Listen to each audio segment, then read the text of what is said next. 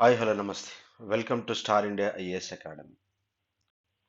రీసెంట్గా supreme court of India electoral బాండ్స్ని struck down చేసింది అని చెప్పేసి మనకి న్యూస్లో వచ్చింది.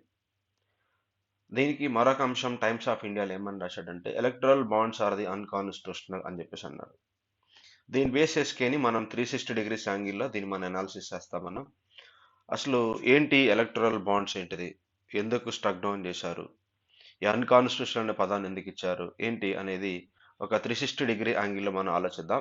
దాంట్లో భాగంగా మొదటిగా ఎలక్టరల్ బాండ్స్ అంటే ఏంటిది, ఎలక్షన్ కమిషన్ ఆఫ్ ఇండియాకి సంబంధం ఏంటిది, స్టేట్ బ్యాంక్ అండ్ ఆఫ్ ఇండియాకి సంబంధం ఏంటిది, క్విడ్ ప్రో క్యూ అంటారు, అటు క్విడ్ ప్రో అంటారు, తర్వాత క్రోనీ క్యాపిటలిజం అంటారు. ఎన్ని అంశాలు మనకి రేపు పొద్దున క్వశ్చన్ అడగాలనుకుంటే ఇలాంటి పెరిఫెరల్ క్వశ్చన్స్ మనకు తీస్తాడు. కాబట్టి మనం 360 డిగ్రీస్ యాంగిల్లో ఇవన్నీ మనం స్టడీ చేద్దాం. ఏంటి సార్ ఎలక్టోరల్ బాండ్స్ ఏంటి, right down, very very important అమ్మా. ఎలక్టోరల్ బాండ్స్ అంటే ఏంటి అనేది మనం చూద్దాం.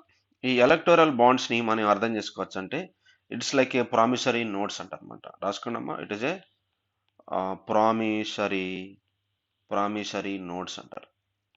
ప్రామిసరీ నోట్స్ అంటారు. ఎందుకు ఇస్తున్నారు, ఎవరిస్తున్నారు ఏంటి అనేది మనం చూసే ముందు ఈ ఈ ప్రోగ్రామ్ ఎప్పుడు లాంచ్ చేశారు అనేది క్రొనలాజికల్ ఆర్డర్లో మనం చూద్దాం. 2017-18 బడ్జెట్ అంటమాట. 2017-18 బడ్జెట్లో గవర్నమెంట్ ఆఫ్ ఇండియా ఏం చేసిందంటే ఎలక్టోరల్ బాండ్స్ని మేము పెట్టబోతున్నాము అని చెప్పారు. క్రొనలాజికల్ ఆర్డర్లో చెప్పినప్పుడు ఏంటి అనేది మీకు ఎక్స్ప్లెయిన్ చేస్తాను అనమాట. ఎలక్టోరల్ బాండ్స్ పెడుతున్నామని చెప్పేసి మినిస్ట్రీ ఆఫ్ ఫినాన్స్ వాళ్ళు దీన్ని అనౌన్స్ చేయడం జరిగింది. అయితే దీన్ని 2018లో ఇది అనౌన్స్మెంట్ అన్నమాట, అంతే. ఇదేమంటారు, అనౌన్స్మెంట్ అంటే ప్రకటన అనమాట. ప్రకటన ఎప్పుడు జారీ చేశారంటే 2017 సంవత్సరం 18 బడ్జెట్లో, అంటే 2017 కిందకి వస్తుంది మనకి. రైట్. అమలు ఇంప్లిమెంటేషన్ ఎప్పుడు వస్తా ఉంది సార్ అంటే 2018. ఈ పాయింట్ మనకు చాలా ఇంపార్టెంట్. ఎలా అమలు చేస్తున్నారు, ఎలా పెట్టారంటే దీన్ని బిల్లు పెడతా ఉన్నప్పుడు మినిస్ట్రీ ఆఫ్ ఫినాన్స్ వాళ్ళది ఈ బిల్లుని ఇంట్రడ్యూడ్ యాజ్ ఏ మనీ బిల్లుగా పెట్టారు. Money bill. మనీ బిల్ అంటే ఏంటిది, ఫినాన్స్ బిల్ ఏంటిది, ఎట్లా ఆర్టికల్స్ గుర్తుపెట్టుకోవాలో నేను మీకు చెప్పాను. ఈ మనీ బిల్ లాగా దీన్ని ఇంట్రొడ్యూస్ చేయడం అనేది జరిగింది. ఇంట్రొడ్యూస్ చేస్తూ దీనికి ఒక పేరు పెట్టారు. ఏమన్నారంటే ఎలక్టోరల్ బాండ్ స్కీమ్ అని పెట్టారనమాట. ఎలక్టోరల్ ఎలక్టోరల్ బాండ్స్ స్కీమ్ అంటారు, గుర్తుపెట్టుకోండి. ఎలక్టోరల్ బాండ్స్ అనే పేరుతోటి మినిస్ట్రీ ఆఫ్ ఫినాన్స్ వాళ్ళు దీన్ని అనౌన్స్ చేయడం జరిగింది 2017లో. 2017-18 బడ్జెట్లో ఇంప్లిమెంట్ చేశారు. తర్వాత 2018లో దీన్ని పార్లమెంటు బిల్లు పాస్ చేసింది. ప్రెసిడెంట్ ఆఫ్ ఇండియా మనకి మనీ బిల్ కింద దాన్ని యాక్సెప్ట్ చేయగానే ఎలక్టోరల్ బాండ్ స్కీమ్ అనేది 2018లో ఇంప్లిమెంట్ అయింది. ఏంటి సార్ ఎలక్టోరల్ బాండ్స్ అని కనుక మనం తీసుకుంటా ఉంటే ఇక్కడ మూడు అంశాలు తీసుకోవాలి. ఒకటి ఏంటంటే State Bank of India, global bank, largest bank in ఇండియాగా మనం తీసుకుంటాం. ఇది స్టేట్ బ్యాంక్ ఆఫ్ ఇండియా తీసుకుందాం. ఇటు పక్క ఎవరున్నారు సార్ అంటే పొలిటికల్ పార్టీస్ అని తీసుకుందాం. పొలిటికల్ పార్టీస్ అంటారు. ఇది చాలా చాలా ఇంపార్టెంట్ అమ్మా. కొన్ని యాక్ట్స్ కూడా చెప్తాను. Political parties. ఇటు పక్క ఎవరుంటారు, కామన్ మ్యాన్ ఉంటారు, పీపుల్ ఉంటారు, లేకుంటే కంపెనీలు ఉంటాయి అన్నమాట. సో కొంతమంది వ్యక్తులతో కలిసినటువంటి కంపెనీలు, లేకుంటే ఇండివిడువల్స్. పీపుల్ అంటే ఇండివిడువల్, వ్యక్తిగతంగా అనమాట. ఎవరిల్లు అంటే మన ఇండియన్స్, గుర్తుపెట్టుకోండి, ఫారినర్స్ కదా. ఇన్ ఇండియాలో భారతదేశంలో ఉన్నటువంటి భారతీయ వ్యక్తులు మరియు కంపెనీలు ఏం చేస్తున్నారు అంటే పొలిటికల్ పార్టీకి డబ్బులు ఇవ్వాలా. ఇప్పుడు పొలిటికల్ పార్టీకి ఎందుకు డబ్బులు ఇస్తారు అనేది ఒక పాయింట్ తర్వాత చెప్తాను మీకు. తర్వాత ఫస్ట్ ఏం జరుగుతాం అని చెప్పేసి ఎందుకు ఇస్తున్నారనే పాయింట్ మనం చూద్దాం. పొలిటికల్ పార్టీకి డబ్బులు ఇవ్వాలి అని అంటే డైరెక్ట్గా మనం పార్టీకి డబ్బులు ఇస్తే అదొక ఏమంటారు, కరప్షన్ కింద మిగిలిపోతూ ఉంటుంది. వీళ్ళిద్దరి మధ్య ఏదో నెక్సెస్ ఫామ్ అయిందని చెప్పేసి అనుకుంటారు. అందుకని ఎలక్టోరల్ బాండ్ స్కీమ్ కింద ఇది అఫీషియల్, ఏమంటారంటే అధికారికంగా జరిగినటువంటి ఒక కరప్షన్ లాగా అర్థం చేసుకోవచ్చు మనకి. ఏం చేస్తుందంటే స్టేట్ బ్యాంక్ ఆఫ్ ఇండియా ఏం చేస్తుందంటే ఒక నోట్స్ని లేకుంటే బాండ్స్ని ఇష్యూ చేస్తూ ఉంటుంది. బాండ్లు అంటే మనకి ఎల్ఐసిలో డబ్బులు కట్టామనుకుంటే ఏమి ఇస్తారు, బాండ్ ఇస్తారు. డబ్బులు కడితే ఇచ్చేదాన్ని బాండ్ అంటారు. ఎలక్టోరల్ అంటే ఏంటిది, ఎలక్షన్స్ కోసం, గుర్తుపెట్టుకోండి. ఎలక్షన్స్ కోసము అంటే ఎలక్షన్స్ కోవటం అంటే ఏంటి సార్, ఎలక్షన్లో ఖర్చు పెట్టడానికి మనీ కావాలి కదా. ఆ మనీ నుంచి ప్రజల నుంచి అఫీషియల్గా తీసుకునేదాన్ని ఎలక్టోరల్ అంటారు. ఎలాగా, బాండ్స్ ఇస్తారు. మనం ఎల్ఐసిలో కానీ ఇంకొకటి ఎక్కడైనా డబ్బులు కడితే మనకు బాండ్ వస్తుందో, ఎట్లా వస్తుందో ఆ టైప్ అనమాట. ఏంటి సార్ బాండ్ అంటే, చాలా జాగ్రత్తగా గుర్తుపెట్టుకోండి, 1000 రూపీస్ అనమాట. 1000 రూపాయల నుండి తర్వాత 10,000 రూపాయలు, గుర్తుపెట్టుకోవాలి ఇవన్నీ మనం. 10,000 రూపాయలు, తర్వాత 1,00,000 రూపాయల నుంచి తర్వాత ఎంత సార్ అంటే 10 లక్షల వరకు, ఇంకా ఎంతవరకు అంటే ₹1,00,00,000 వరకు. ఇది బాండ్స్ అన్నమాట. మనకి మనకి మనీ ఉంటాయి కదా! ₹5 బిల్ కాయిన్స్, రూ. 10 నోట్స్, 100, 200, 1000 అట్లా ఉంటాయి కదా! ఆ టైప్ అన్నమాట. ఎంతిస్తది బాండ్ ఎస్‌బీఐ అంటే రూ. 1000 ఒక బాండ్ ఉంటది. రూ. 10,000 బాండ్ ఉంటది. రూ. 1,00,000 బాండ్ ఉంటది. 10,00,000 1,00,00,000 ఈ 5 రకాలైనటువంటి బాండ్స్‌ని State Bank of India issue చేస్తది. నేను ఇలా ఎందుకు చెప్పాను సార్ అంటే గుర్తుపెట్టుకునే టెక్నిక్ అన్నమాట. 1000, 1,00,000, 1,00,00,000, 10,000, 10,00,000 ఇంకేమైనా మర్చిపోతామా? మర్చిపోం. అట్లా గుర్తుపెట్టుకోవాలి. రైట్? ఇది మెమరీ టెక్నిక్స్ అంటే. ఇట్లాగా బాండ్స్‌ని రిలీజ్ చేస్తా ఉంటది. ఎప్పుడు రిలీజ్ చేస్తది అనేది చాలా చాలా ఇంపార్టెంట్ అమ్మా. ఇది కూడా ఎలా గుర్తుపెట్టుకోవాలో చెప్తాను జాగ్రత్తగా చూడండి సరే. ఎప్పుడు ఇష్యూ చేస్తారంటే జనవరి నెల, ఆ తర్వాత ఏప్రిల్ నెలలో ఇష్యూ చేస్తారు. ఏప్రిల్ నెలలో ఇష్యూ చేస్తారు. ఆ తర్వాత జూలై, ఆ తర్వాత వచ్చరికి అక్టోబర్. దీన్ని ఎలా గుర్తుపెట్టుకోవాలి సార్? జూలై, అక్టోబర్ ఇట్లా బట్టి కొట్టాల్సిన పని లేదు. దీనిలో ఒక ట్రిక్ చెప్తాను చూడండి. జనవరి నెల అనగానే మనకి ఏ నెల? ఫస్ట్ మంత్ అన్నమాట. ఏప్రిల్ అనగానే ఏ నెల మనకి ఫోర్త్ మంత్. జూలై నెల అనగానే సెవెంత్ మంత్. అక్టోబర్ అనగానే 10థ్ మంత్ అనమాట. మీరు కామన్‌గా ఒకటి అర్థం చేసుకోవచ్చు. ఎవ్రీ 3 మంత్స్ అనమాట. ప్రతి 3 నెలలకు ఒకసారి ఏం చేస్తుందయ్యా అంటే బాండ్స్‌ని రిలీజ్ చేస్తా ఉంది. కాబట్టి జనవరి అనేది ఫస్ట్ నెల కాబట్టి జనవరికి 3 యాడ్ చేయండి ఏమొస్తది? 4 ఏప్రిల్. 4కి 3 యాడ్ చేయండి 7 వస్తది. That is July. తర్వాత మళ్ళీ 3 యాడ్ చేయండి 10 వస్తుంది. That is October. ఇట్లా గుర్తుపెట్టుకోండి. రేపొద్దున ఇదే ప్రశ్న పడుద్ది. ఎలక్టోరల్ బాండ్స్‌ని ఎవరు ఇష్యూ చేస్తారు? Government of India. ఎగ్జామ్ ఓరియెంటెడ్‌లో మనం చదవాలి. రైట్. ఎంత సార్? ఎంత దాని యొక్క వాల్యూ ఎంత? ఎంత వాల్యూ ఉంటుందంటే రూ. 1000, 10,000, 1,00,000, 10,00,000, 1,00,00,000 రూపీస్. ఏ ఏ మంత్‌లో రిలీజ్ చేస్తా ఉందంటే మనకి 1 ఏప్రిల్, 1, 4, 7, 10 ఇట్లా నంబర్స్ గుర్తుపెట్టుకోండి. ఆ తర్వాత ఆటోమేటిక్‌గా వస్తా ఉంటది. ఇది మనకి ఇస్తా ఉంటది. అయితే ఓవరాల్‌గా మొత్తము ఎన్ని రోజులు ఇష్యూ చేస్తది అంటే మనకి ఎగ్జామ్ నోటిఫికేషన్ వచ్చిన తర్వాత ఒక డేట్ పెడతాడు కదా! Cut off date. ఈలోపు మీరు అప్లై చేసుకోండిరా బాబు అని చెప్తాడు. అట్లాగే ఈ బాండ్స్ కొనటానికి ఎన్ని రోజులు పెట్టారు స్టార్టింగ్ అంటే మనకి 70 రోజులు పెట్టారమ్మా. 70 రోజుల్లో అంటే ఓవరాల్‌గా ఫర్ ఇయర్ అన్నమాట. సంవత్సరానికి 70 రోజుల్లో నోటిఫికేషన్ లాగా బాండ్స్ ఇస్తారు. ఆ వ్యక్తులు కొంటారు. ఎవరెవరు కొంటారు? ఓన్లీ భారతీయులే గుర్తుపెట్టుకోండి. విదేశీ వాళ్ళు కొనడానికి అవకాశం లేదు. మన భారతదేశంలో రెసిడెడ్ అవుతున్నటువంటి కంపెనీలు గాని, వ్యక్తులు గాని దీన్ని కొంటారన్నమాట. అయితే ఇక్కడ ఒక పాయింట్ మనం తీసుకోవాలి. ఏంటి సార్ ఇక్కడ పాయింట్ అంటే, ఎప్పుడైతే మనకి 2018లో ఎలక్టోరల్ బాండ్స్ స్కీమ్ వచ్చి దాన్ని 70 డేస్‌లో మేము పెట్టాము. ఆ రోజుల్లో కొనుక్కోమని ఎలా చెప్పారో ఈ 4 టైమ్స్‌లో అయితే 2022లో ఒక మోడిఫికేషన్ చేశారు. ఇది చాలా చాలా ఇంపార్టెంట్. ఈ 2 బిట్లు పడతాయి మనకి. ఇయర్స్ మీద ప్రశ్న అడగాలంటే ఈ 2 వస్తాయి. 2020లో ఏం చేశారంటే ఎలక్టోరల్ బాండ్స్ అమెండ్మెంట్ స్కీమ్ అని పెట్టారు. Amendment scheme. అంటే సవరించి పెట్టారు ఆ చట్టాన్ని. ఏమని సవరిస్తున్నారు సార్ అంటే, అయ్యా ఇంతకుముందు ఏదైతే 70 రోజులున్నాయో సరిపోవట్లేదు. ఏం చేయాలి సార్? 85 రోజులు పెడుతున్నాం మేము. 85 రోజులు అంటే ఒక నోటిఫికేషన్ ఒక 20 డేస్ మనకిచ్చి ఎగ్జామ్‌లో అంటే నోటిఫికేషన్ అప్లై చేసుకోమంటారు కదా! ఆ టైప్ అన్నమాట. 80 డేస్ ఇచ్చి ఈ 4 అంటే ఓవరాల్‌గా ఇయర్ అన్నమాట. ఈ 4 టైమ్స్ కలిపి సంవత్సరానికి. ఈ సంవత్సరానికి 80 డేస్ ఇచ్చి 85 డేస్ ఇచ్చి కొనుక్కోమని చెప్తున్నారు. అయితే ఇప్పుడు ప్రశ్న ఏంటంటే ఈ రా ఈ ఈ అమెండ్మెంట్ యాక్ట్ ఏదైతే ఉన్నదో మనకి దాని ప్రకారం ఎన్ని రోజులు పెంచారంటే 15 రోజులు పెంచారు ఎక్స్ట్రా. ఇంతకుముందు 70 ఉన్నాయి. The days extended from 70 to 85 days. That means there is increase 15 days అన్నమాట. 15 రోజులు మాత్రమే పెంచారు. ఇదొక పాయింట్ తీసుకుందాం. తర్వాత వచ్చరికి ఎలా జరుగుతోంది ఈ అంశాలన్నీ మనం అనుభవించుదాం. స్టేట్ బ్యాంక్ ఆఫ్ ఇండియా అనేది ఉంటుందమ్మా మనకి. వీళ్ళేం చేస్తారు? బాండ్స్‌ని ఇస్తా ఉంటారు. ఎంత ఇస్తారు? 1,000, 10,000 తర్వాత ఏం చెప్పుకున్నాం? ఏమని 1,00,000, 10,00,000, 1,00,000 ఇట్లా ఉంటదని చెప్పుకున్నాం. ఎవరు కొంటారు? ఇండివిడ్యువల్ పర్సన్స్ భారతదేశంలో ఉన్నటువంటి వ్యక్తిగతంగా ఉన్నటువంటి ప్రజలు, తర్వాత వచ్చరికి కంపెనీలు ఇవి కొంటా ఉంటారు. ఇటుపక్క ఎవరుంటారు? పొలిటికల్ పార్టీస్ ఉంటారు. సార్ అన్ని పొలిటికల్ పార్టీసా అంటే కాదు. ఇది very, very, very, very important అమ్మా. ఏది పొలిటికల్ పార్టీస్ కొంటాయి అంటే మనకి ఇక్కడ రికగ్నిషన్ అనేది ఉండాలా.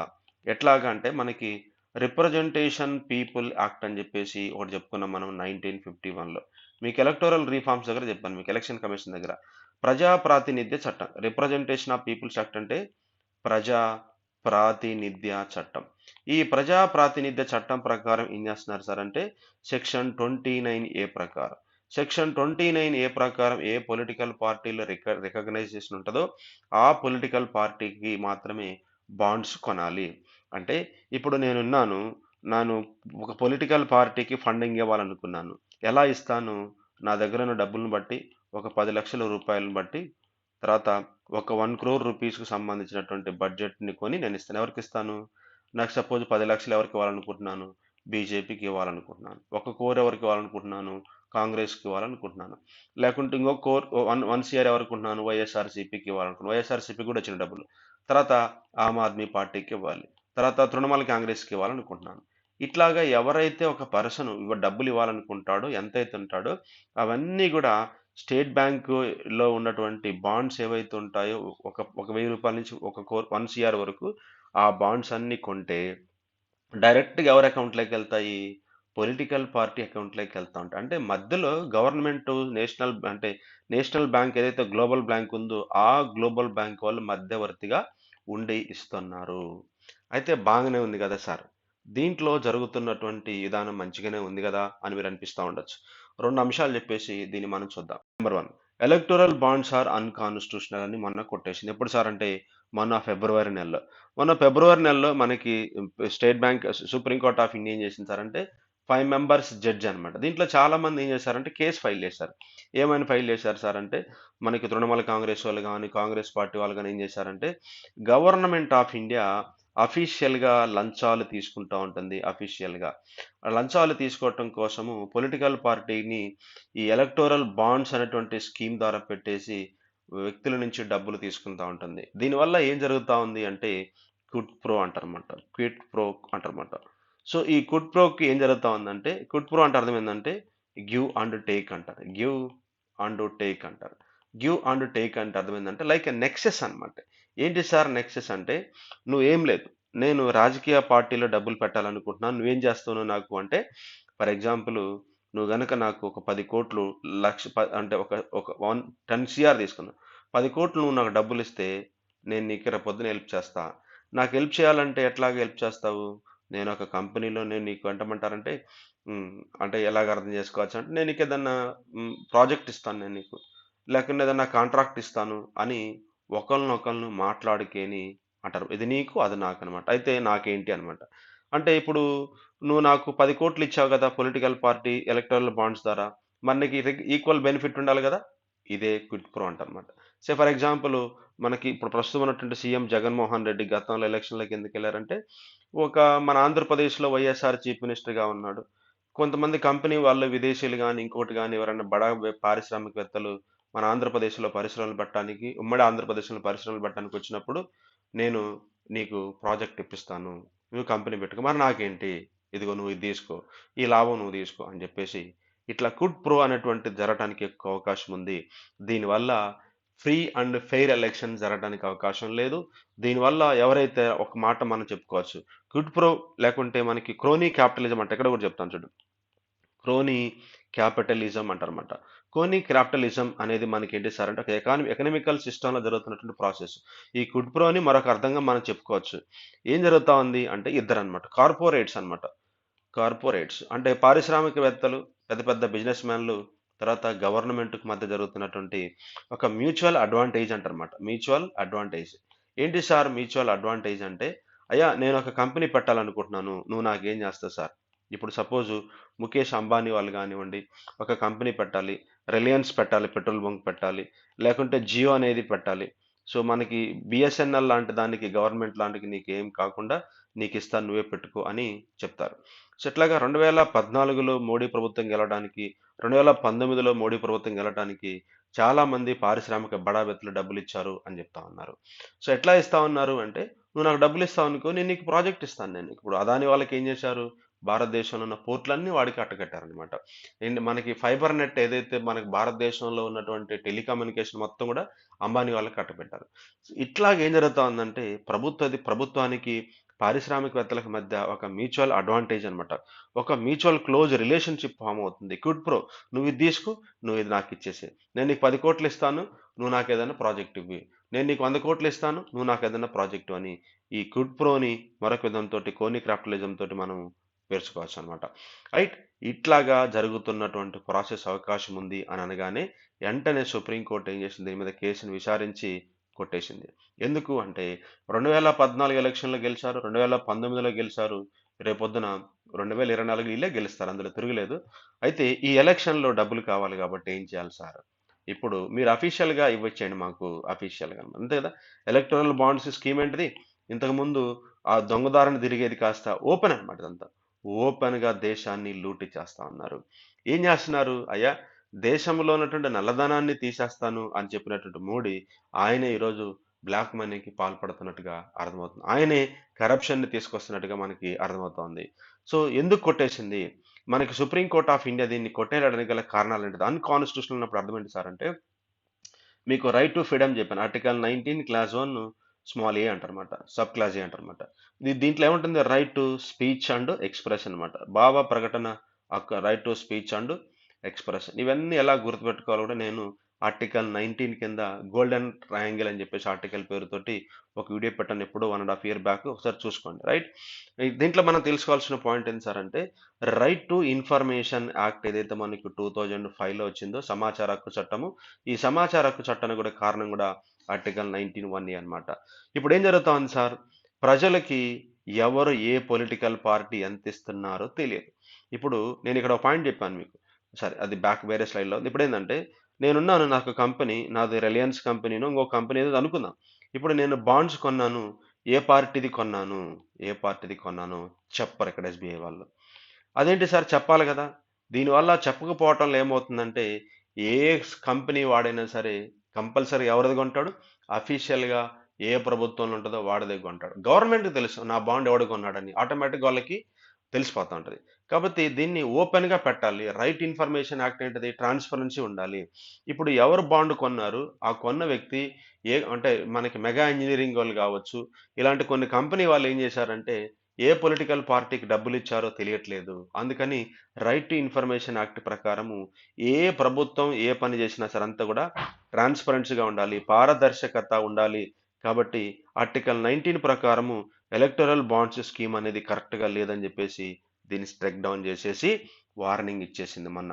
ఏమని వార్నింగ్ ఇచ్చిందంటే ఎలక్షన్ కమిషన్ ఆఫ్ ఇండియా, ఇక్కడ ఇమేజ్ చూపిస్తాను చూడండి ఇక్కడ.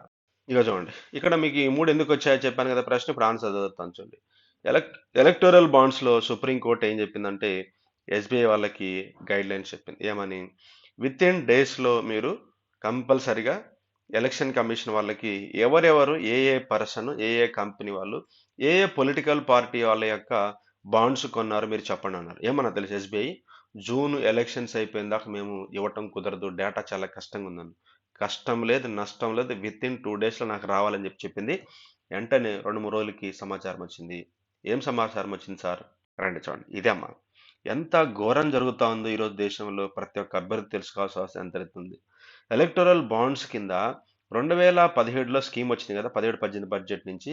అప్పటి నుంచి 2023 వరకు ఎన్ని రూపాయల వరకు ఈరోజు అంటే ఎలక్టోరల్ బాండ్స్ రూపంలో డబ్బులొచ్చినాయంటే 11,450.13 కోట్ల రూపాయలు. 11,450 అంటే చాలా ఎక్కువ కోట్లు.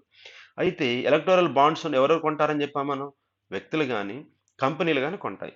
ఏ పొలిటికల్ పార్టీ కొన్నాయి అంటే బీజేపీ గవర్నమెంట్‌ది కొన్నారు. నేను ముందే చెప్పాను. ఎప్పుడైనా సరే ఎవరు రూలింగ్‌లో ఉన్నారో వాళ్ళకే కొంటారు. ఎందుకంటే వాడు తిరిగి వాడికి క్విడ్ ప్రో చేయాలి గదా! వాడికి బెనిఫిట్ చేయాలి గదా! ఇది మనకి చెప్తున్నటువంటి రిపోర్టు. మనకి సుప్రీం కోర్ట్ వెర్డిక్ట్ ప్రకారము ఎలక్టోరల్ బాండ్స్‌లో వచ్చినటువంటి రిపోర్ట్ అన్నమాట ఇది. అంటే దీన్ని బట్టి ఒక పట్టు మనం అర్థం చేసుకోవాలి. సుప్రీం కోర్ట్ గనక దీన్ని స్ట్రక్ డౌన్ చేయకపోతే, ఏ పార్టీ ఎంత పెట్టిందో మనకు తెలియదనమాట మనకి. కాబట్టి రైట్ ఇన్ఫర్మేషన్ యాక్ట్ కింద అద్భుతమైనటువంటి వెపన్‌గా దీన్ని అర్థం చేసుకోవచ్చు. సెకండ్ ఎవరికొచ్చినాయి సార్ అంటే, కాంగ్రెస్ వాళ్ళకొచ్చినాయి అన్నాడు. తృణమూల్ కాంగ్రెస్ వాళ్ళకి, తర్వాత వచ్చరికి బీజేడీ, తర్వాత వచ్చరికి డీఎంకే, టీఆర్ఎస్, తర్వాత వైఎస్ఆర్‌సీపీ, అదర్స్ ఇట్లాగ వచ్చాయని చెప్పేసి చెప్పడం జరిగింది. ఇంకా మనం చూద్దాం. ఇది మనకి చాలా ఇంపార్టెంట్ పాయింట్. అది ఇమేజ్ తీసుకొని ఇది మాత్రం మనకి ప్రశ్నల్లో అడగబడటానికి అవకాశం ఉన్నది. ఎవరెవరు కంపెనీలు కొంటారని చెప్పాను కదా! ఏ కంపెనీ కొన్నది సార్ అంటే future gaming and hotel service ఒక కంపెనీ. ఈ కంపెనీ వాళ్ళు ఎవరెవరు బాండ్స్ కొన్నారంటే ఏ ఏ పార్టీకి ఇచ్చారంటే తృణమూల్ కాంగ్రెస్ వాళ్ళకి ఇచ్చారు. టోటల్ డొనేషన్‌లో 39.6 అంటే 40% ఈళ్ళకి వెళ్ళిపోయింది. ఈ కంపెనీ వాళ్ళ యొక్క డొనేషన్స్. డీఎంకే వాళ్ళు మనకి తమిళనాడులో ఉన్నటువంటి డీఎంకే పార్టీకి కూడా 36.7% ఈ ఫ్యూచర్ గేమింగ్ కంపెనీ వాళ్ళు ఈ పార్టీలకు డబ్బులు ఇచ్చారు మొత్తం 100%లో. ఎంత ఇచ్చారని డబ్బులు అడగడు కానీ ఏ ఏ కంపెనీలు ఉన్నాయో మనం తీసుకోవాలి. మెగా ఇంజనీరింగ్ కంపెనీ అనమాట. కన్స్ట్రక్షన్ చేస్తుంటారు కదా, మన హైదరాబాద్ బేస్డ్ కృష్ణారెడ్డిది. బీజేపీ ప్రభుత్వానికి 60% మనకి ఇల్లు డబ్బులు ఇచ్చారమ్మా. తర్వాత బీఆర్ఎస్ మన హైదరాబాద్ బేస్డ్ కంపెనీ, మన పార్టీ ఉంది కదా బీఆర్ఎస్, వాళ్ళకి 20% వాటా అనేది డబ్బులు ఇచ్చారు. క్విక్ సప్లై చైన్ ఇది కూడా ఒక కంపెనీ. వీళ్ళు కూడా ఏం చేశారంటే బీజేపీ వాళ్ళకి 91% ఇచ్చింది. ఇంకా నేను పొలిటికల్గా నేను మాట్లాడట్లేదు కానీ మెగా ఇంజనీరింగ్ ఎప్పుడైతే, లేకుంటే ఫ్యూచర్ గేమింగ్ కంపెనీ వాళ్ళు ఇలా బాండ్స్ కొన్నారో వాళ్ళకి ప్రాజెక్టులు ఇచ్చినట్టుగా మనం చూస్తూ ఉంటాం. మీరు అది తర్వాత మీరు చూడొచ్చు అనమాట. శివసేన ఇవన్నీ మనకి పొలిటికల్గా అంత అవసరం లేదు కాబట్టి నేను కొంత కట్ చేసి చెప్తున్నాను. ఎలక్టోరల్ బాండ్స్లో ఏం జరిగిందని వీడియోలో కొడితే మీకు యూట్యూబ్లో చాలా వస్తాయి. పొలిటికల్గా ఎంత నెక్సెస్ జరిగింది, ఫ్యూచర్ గేమింగ్ కంపెనీ మంచిది కాదన్నట్టు నితిన్ గడ్కరీ వాళ్ళు ఆ తర్వాత వాటికి మనకి ప్రాజెక్టులు ఇచ్చినట్టుగా, మెగా ఇంజనీరింగ్ వాళ్ళకి ప్రాజెక్టులు ఇచ్చినట్టుగా మనం చూస్తూ ఉంటాం అనమాట. రైట్, చూడండి ఇంకా what the latest data tellers ఏం చెప్తోంది మనకి చూస్తుంటే top donors of top Pratt recipient అనమాట.